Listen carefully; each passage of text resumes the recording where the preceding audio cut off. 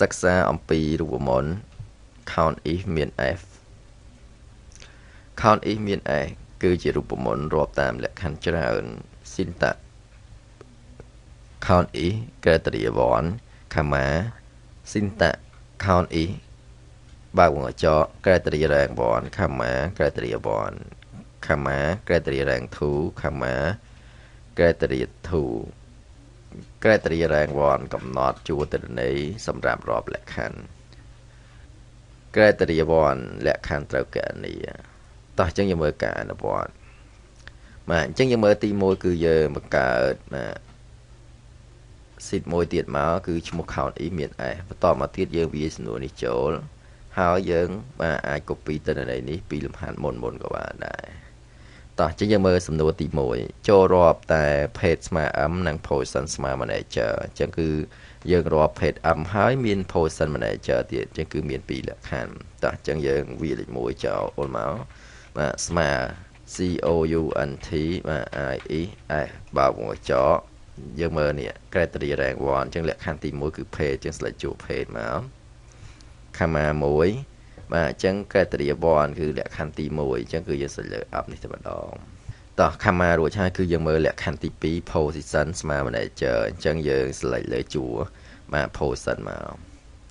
បាទបន្តមកទៀត comma មួយទៀតគឺយើងមើលពាក្យថា criteria 2គឺលក្ខខណ្ឌទី2អញ្ចឹងគឺ manager អញ្ចឹងយើងយកមក select លើ manager មកបាទអញ្ចឹងមើលសំណួរទី1គឺមាន2លក្ខខណ្ឌហ្នឹងគឺលក្ខខណ្ឌទី1បាទ 6 ស្មើ m និងលក្ខខណ្ឌទី2 position ស្មើ manager បាទអញ្ចឹងយើងគ្រប់លក្ខខណ្ឌហើយយើង enter តែម្ដងបាទអញ្ចឹងគឺមាន3នាក់បាទអញ្ចឹងគឺយើងផ្ទៀងផ្ទាត់មើលមានន័យថា answer ទី1នេះបាទស្មើ3នាក់បាទយើងមើល page នេះស្មើ m និង position ស្មើ manager អញ្ចឹងបាន1ហើយទី2គឺនេះ page បាទស្មើ m ទៀតហើយ position manager អញ្ចឹងបាន2ហើយអញ្ចឹងយើងមើលក្រោមគេមួយទៀតនេះបាទ page ស្មើ m ហើយនេះ position ស្មើ manager អញ្ចឹងគឺសរុបមាន3នាក់បាទអញ្ចឹងយើងសាកប្រូលំហាត់ទី2មកគឺ answer 2តោះអញ្ចឹងលេខ2គេសួរថាម៉េចចូលរាប់តែ page ស្មើ m និង location ស្មើតកែវនិងសារីធំជាង400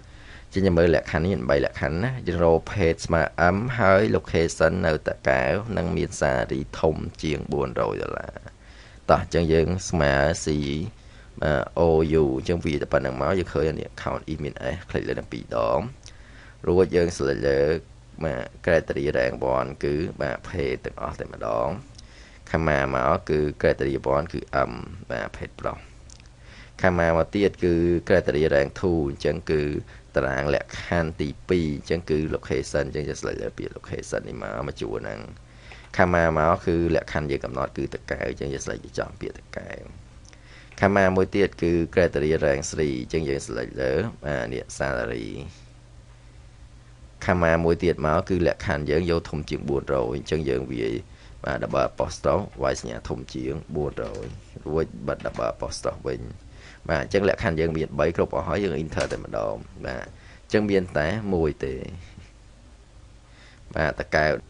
ហើយប្រកាសគេគឺ500អញ្ចឹងគឺត្រូវលក្ខខណ្ឌនឹងឯងគឺមានមួយនឹងឯងដែលយើងអាចយកប្រើបាននេះឃើញទេ page m ហើយនៅតកែវហើយប្រាក់ខែធំជាងបាទ400ទៀតអញ្ចឹងនេះដូចគ្នា page m បាទហើយតកែវដែរតែប្រាក់ខែតូចជាង400ត្រឹមតែ200យើងអត់យកអញ្ចឹងយើងមានតែមួយនេះឯងអញ្ចឹងបានចម្លើយយើងមួយចុះឥឡូវយើងសាកលួចដូរមកឧទាហរណ៍ថាដូរតែប្រាក់ខែនឹងត្រឹមតែ222អញ្ចឹង enter មក0តែម្ដងនេះអញ្ចឹងគឺលក្ខខណ្ឌមួយនេះឯងដែលយើងយកអញ្ចឹងយើង undo វិញមកបាទអញ្ចឹងចម្លើយរបស់យើងគឺត្រឹមត្រូវអស់ហើយ